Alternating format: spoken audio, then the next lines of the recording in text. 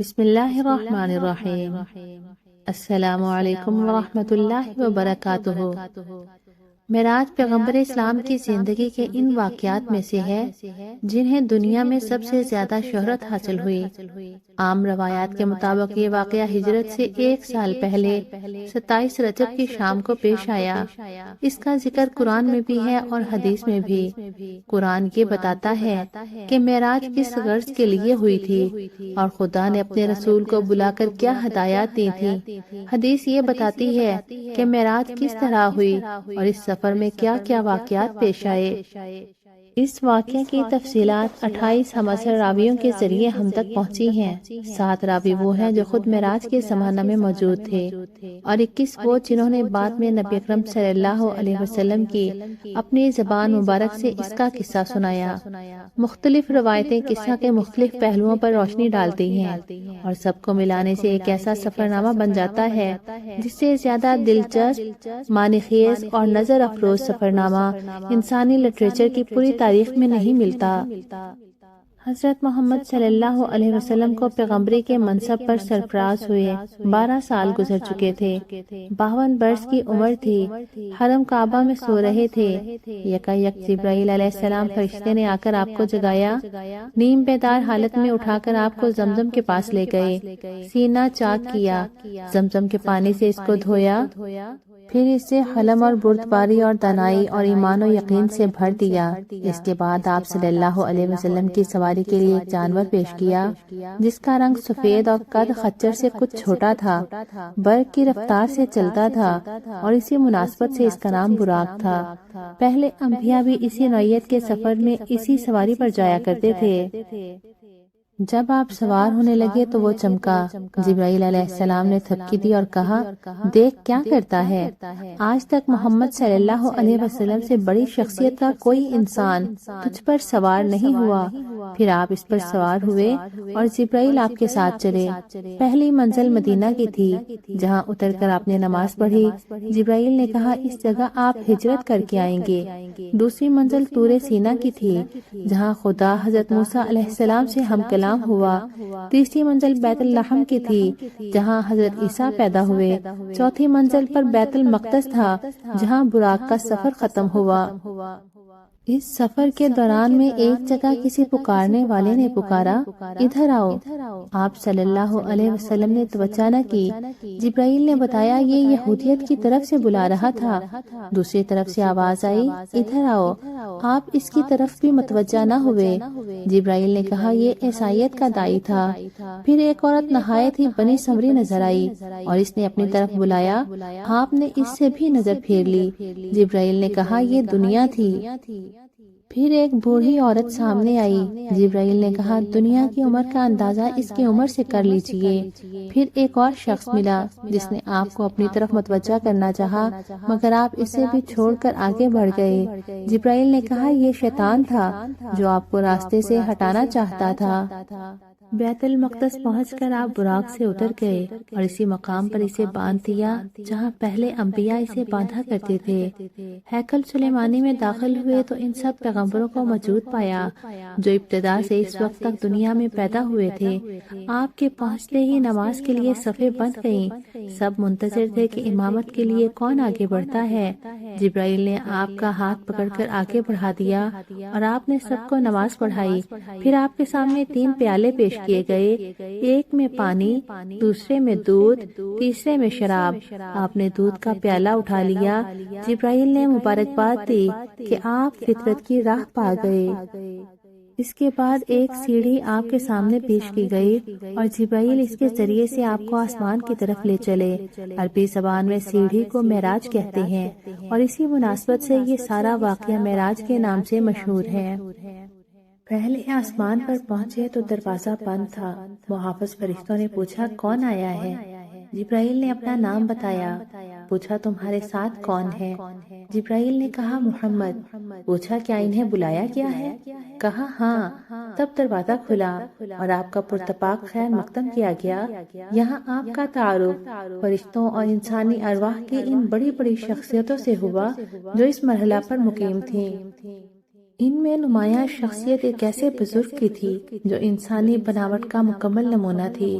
چہرے مہرے اور جسم کے ساخت میں کسی پہلو سے کوئی نقص نہ تھا۔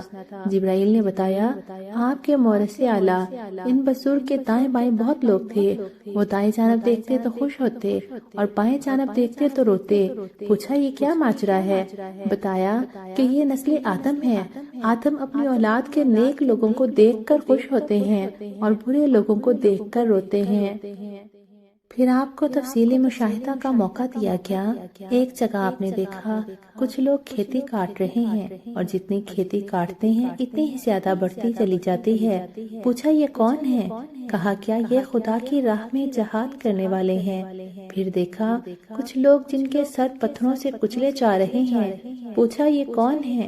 کہا کیا یہ وہ لوگ ہیں جو نماز کے لیے نہ اٹھتے تھے۔ کچھ اور لوگ دیکھے جن کے کپڑوں میں آگے اور پیچھے پیبند لگے ہوئے تھے اور وہ جانوروں کی طرح گھاس چر رہے تھے۔ پوچھا یہ کون ہے؟ کہا گیا یہ وہ ہیں جو اپنے مال میں سے زکوٰۃ خیرات کچھ نہ دیتے تھے۔ پھر ایک شخص کو دیکھا کہ لکڑیوں کا گٹھا جمع کر کے اٹھانے کی کوشش کرتا ہے اور جب وہ نہیں اٹھتا تو اس میں کچھ اور لکڑیاں بڑھا لیتا ہے۔ پوچھا یہ کون احمق ہے؟ کہا کیا یہ وہ شخص ہے جس پر امانتوں اور ذمہ داریوں کا اتنا بوجھ تھا کہ اٹھا نہ سکتا تھا، مگر یہ ان کو کم کرنے کی بجائے اور ذمہ داریوں کا بوجھ اپنے اوپر لاتے چلا جاتا تھا۔ پھر دیکھا کہ کچھ لوگوں کی زبانیں اور ہونٹ کینچیوں سے قطعے جا رہے ہیں۔ پوچھا یہ کون ہے؟ کہا کیا یہ غیر ذمہ دار مقرر ہیں جو بلا تکلف زبان چلاتے اور فتنہ برپا کیا کرتے تھے۔ ایک اور جگہ دیکھا کہ ایک پتھر میں ذرا سا شگاف ہوا اور اسے ایک بڑا موٹا سا بیل نکل آیا۔ پھر وہ بیل اسی شگاف میں جانے کی کوشش کرنے لگا مگر نہ جا سکا۔ پوچھا یہ کیا معاملہ ہے؟ کہا گیا یہ اس شخص کی مثال ہے جو غیر ذمہ داری کے ساتھ ایک فتنہ انگیز بات کر جاتا ہے، پھر نادم ہو کر اس کی تلافی کرنا چاہتا ہے مگر نہیں کر سکتا۔ انہی کے قریب کچھ اور لوگ تھے جن کے ناخن تانبے کے تھے اور وہ اپنے منہ اور سینے نوچ رہے تھے۔ پوچھا کیا یہ کون ہے؟ کہا کیا یہ وہ لوگ ہیں جو لوگوں کے پیٹھ پیچھے ان کی برائیاں کرتے اور ان کی عزت پر حملے کیا کرتے تھے۔ کچھ اور لوگ دیکھے جن کے ہونٹ اونٹوں کے مشابہ تھے اور وہ آگ کھا رہے تھے۔ پوچھا یہ کون ہے؟ کہا گیا یہ یتیموں کا مال ہضم کرتے تھے۔ پھر دیکھا کچھ لوگ ہیں جن کے پیٹ بے انتہا بڑے اور سانپوں سے بھرے ہوئے ہیں، آنے جانے والے ان کو رونتے ہوئے گزرتے ہیں مگر وہ اپنی جگہ سے ہل نہیں سکتے۔ پوچھا یہ کون ہے؟ کہا گیا یہ سود خور ہیں۔ پھر کچھ اور لوگ نظر آئے جن کے ایک جانب نفیس گوشت رکھا تھا اور دوسری جانب سڑا ہوا گوشت جس سے سخت بدبو آ رہی تھی۔ وہ اچھا گوشت چھوڑ کر سڑا ہوا گوشت کھا رہے تھے۔ پوچھا یہ کون ہے؟ کہا کیا یہ وہ مرد اور عورتیں ہیں جنہوں نے اپنے شوہروں کے ہوتے ہوئے حرام سے اپنی خواہش نفس پوری کی۔ انہی مشاہدات کے سلسلے میں نبی اکرم صلی اللہ علیہ وسلم کی ملاقات ایک ایسے فرشتے سے ہوئی جو نہایت ترش روئی سے ملا۔ آپ نے جبرائیل سے پوچھا اب تک جتنے فرشتے ملے تھے سب خندہ پیشانی اور بشاش چہروں کے ساتھ ملے۔ ان حضرت کی خشک مزاجی کا کیا سبب ہے؟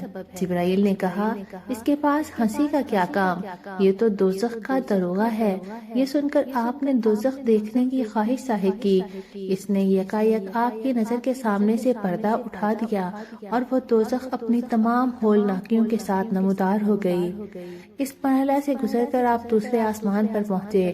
یہاں کے اکابر میں دو نوجوان سب سے ممتاز تھے۔ تعارف پر معلوم ہوا یہ یحییٰ اور عیسیٰ ہیں۔ تیسری آسمان پر آپ کا تعارف ایک ایسے بزرگ سے کرایا گیا جن کا حسن عام انسانوں کے مقابلے میں ایسے تھا جیسے تاروں کے مقابلے میں چودھویں کا چاند۔ معلوم ہوا یہ یوسف علیہ السلام ہے۔ چوتھے آسمان پر حضرت ادریس علیہ السلام، پانچویں پر حضرت ہارون، چھٹے پر حضرت موسیٰ آپ سے ملے۔ ساتویں آسمان پر آپ پہنچے تو ایک عظیم الشان محل بیت المعمور دیکھا جہاں بے شمار فرشتے آتے اور جاتے تھے۔ اس کے پاس آپ کی ملاقات ایک ایسے بزرگ سے ہوئی جو خود آپ سے بہت مشابہ تھے۔ تعارف پر معلوم ہوا یہ حضرت ابراہیم ہے۔ پھر مزید ارتقاء شروع ہوا یہاں تک کہ آپ سدرۃ المنتہا پر پہنچ گئے جو پیشگاہ رب العزت اور عالم خلق کے درمیان حد فاصل کی حیثیت رکھتا ہے۔ نیچے سے جانے والے یہاں رک جاتے ہیں اور اوپر سے احکام اور قوانین براہ راست یہاں آتے ہیں۔ اسی مقام کے قریب آپ کو جنت کا مشاہدہ کروایا گیا اور آپ نے دیکھا کہ اللہ نے اپنے صالح بندوں کے لیے وہ کچھ مہیا کر رکھا ہے جو کسی آنکھ نے نہ دیکھا، نہ کسی کان نے سنا اور نہ کسی ذہن میں اس کا تصور تک آ سکا۔ سدرۃ المنتہا پر جبرائیل ٹھہر گئے اور آپ تنہا آگے بڑھے۔ ایک بلند ہموار سطح پر پہنچے تو بارگاہ جلال سامنے تھی۔ ہم کلامی کا شرف بخشا کیا۔ جو باتیں ارشاد ہوئیں ان میں سے یہ ہیں: ہر روز 50 نمازیں فرض کی گئیں۔ سورۃ بقرہ کا آخری رکوع 2 آیتیں تعلیم فرمائی گئی۔ شرک کے سوا دوسرے سب گناہوں کی بخشش کا امکان ظاہر کیا گیا۔ ارشاد ہوا کہ جو شخص نیکی کا ارادہ کرتا ہے اس کے حق میں ایک نیکی لکھ لی جاتی ہے اور جب وہ اس پر عمل کرتا ہے تو 10 نیکیاں لکھی جاتی ہیں، مگر جو برائی کا ارادہ کرتا ہے اس کے خلاف کچھ نہیں لکھا جاتا اور جب وہ اس پر عمل کرتا ہے تو ایک برائی لکھی جاتی ہے۔ پیشی خداوندی سے واپسی پر نیچے اترے تو حضرت موسیٰ علیہ السلام سے ملاقات ہوئی۔ انہوں نے رودات سن کر کہا: میں بنی اسرائیل کا تلخ تجربہ رکھتا ہوں۔ میرا اندازہ ہے کہ آپ کی امت 50 نمازوں کی پابندی نہیں کر سکتی۔ جائیے اور کمی کے لیے عرض کیجیے۔ آپ گئے اور اللہ جل شانہ نے 10 نمازیں کم کر دیں۔ پلٹے تو حضرت موسیٰ نے پھر وہی بات کہی۔ ان کے کہنے پر آپ بار بار اوپر جاتے رہے اور ہر بار 10 نمازیں کم ہوتی رہیں۔ آخر 5 نمازوں کی فرضیت کا حکم ملا اور فرمایا گیا کہ یہی 50 کے برابر ہیں۔ واپسی کے سفر میں آپ اسی سیڑھی سے اتر کر بیت المقدس آئے۔ یہاں پھر تمام پیغمبر موجود تھے۔ آپ نے ان کو نماز پڑھائی جو غالباً فجر کی نماز تھی۔ پھر براق پر سوار ہوئے اور مکہ واپس پہنچ گئے۔ صبح سب سے پہلے آپ نے اپنی چچا زاد بہن ام ہانی کو یہ رودات سنائی، پھر باہر نکلنے کا قصد کیا۔ انہوں نے آپ کی چادر پکڑ لی اور کہا: خدا کے لیے یہ قصہ لوگوں کو نہ سنائیے ورنہ ان کو آپ کا مذاق اڑانے کا ایک اور موقع مل جائے گا۔ مگر آپ یہ کہتے ہوئے باہر نکل گئے کہ میں ضرور بیان کروں گا۔ حرم کعبہ میں پہنچے تو ابو جہل سے آمنا سامنا ہوا۔ اس نے کہا: کوئی تازہ خبر ہے؟ فرمایا: ہاں۔ پوچھا: کیا ہے؟ فرمایا کہ میں آج کی رات بیت المقدس گیا تھا۔ کہا: بیت المقدس؟ راتوں رات ہو آئے اور صبح یہاں موجود؟ فرمایا: ہاں۔ کہا: قوم کو جمع کروں، سب کے سامنے یہی بات کہو گے؟ فرمایا: بے شک کہوں گا۔ ابو جہل نے آوازیں دے کر سب کو جمع کر لیا اور کہا: اب کہو۔ آپ صلی اللہ علیہ وسلم نے سب کے سامنے پورا قصہ بیان کر دیا۔ لوگوں نے مذاق اڑانا شروع کر دیا۔ 2 مہینے کا سفر ایک رات میں ناممکن ہے۔ پہلے تو شک تھا، اب یقین ہو گیا کہ تم دیوانے ہو گئے ہو۔ آنن فانن یہ خبریں تمام مکہ میں پھیل گئی۔ بہت سے مسلمان اس کو سن کر اسلام سے پھر گئے۔ لوگ اس بات پر حضرت ابوبکر کے پاس پہنچے کہ یہ محمد کے دست راست ہیں، یہ پھر جائیں گے تو اس تحریک کی جان ہی نکل جائے گی۔ انہوں نے یہ قصہ سن کر کہا: اگر واقعی محمد صلی اللہ علیہ وسلم نے یہ واقعہ بیان کیا ہے تو ضرور سچ ہوگا، اس میں تعجب کی کیا بات ہے؟ میں تو روز سنتا ہوں کہ ان کے پاس آسمان سے پیغام آتے ہیں اور میں اس کی تصدیق کرتا ہوں۔ پھر حضرت ابوبکر حرم کعبہ میں آئے جہاں رسول اللہ صلی اللہ علیہ وسلم موجود تھے اور ہنسی اڑانے والا مجمع بھی۔ پوچھا: کیا واقعی آپ نے ایسا فرمایا ہے؟ جواب دیا: ہاں۔ کہا: بیت المقدس میرا دیکھا ہوا ہے، آپ وہاں کا نقشہ بیان کریں گے؟ آپ نے فوراً نقشہ بیان کرنا شروع کر دیا اور ایک ایک چیز اس طرح بیان کی گویا بیت المقدس سامنے موجود ہے، اور یہ دیکھ کر کہ اس کی حقیقت ایسے ہی بتا رہے ہیں جیسے وہ ہے۔ حضرت ابوبکر کی اس تدبیر سے جھٹلانے والوں کو ایک شدید ضرب لگی۔ وہاں بکثرت ایسے آدمی موجود تھے جو تجارت کے سلسلے میں بیت المقدس جاتے رہتے تھے۔ وہ سب قائل ہو گئے کہ نقشہ بالکل صحیح ہے۔